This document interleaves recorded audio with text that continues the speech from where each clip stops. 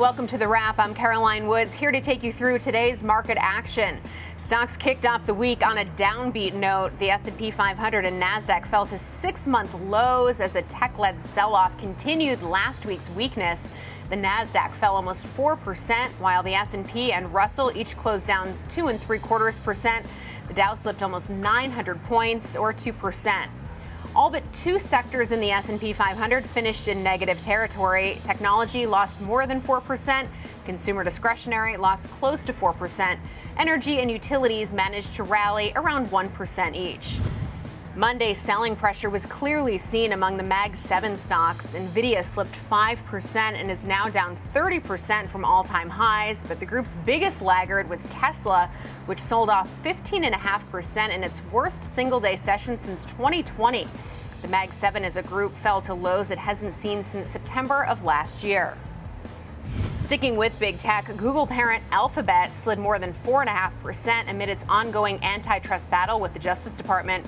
The DOJ lifted requirements for the company to divest its AI investments, but still seeks a court order for the company to sell its Google Chrome browser. The filing argues Google holds a monopoly that wreaks havoc over the marketplace. Google argued its search dominance is due to superior technology rather than anti-competitive behavior.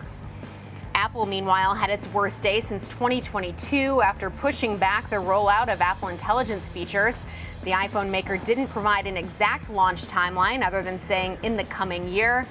Apple expects the improvements will tap into users' personal information to answer queries and take action across the apps. Bloomberg is also reporting that Apple is readying a software overhaul for iPhone, iPad, and its Mac devices. Oracle is a little changed after reporting quarterly results that missed on both the top and bottom lines. This despite a 62% increase in remaining performance obligations and 23% increase in cloud revenue. It said the database multi-cloud revenue from Microsoft, Google, and Amazon nearly doubled in the last 3 months. Oracle also approved a 25% dividend hike.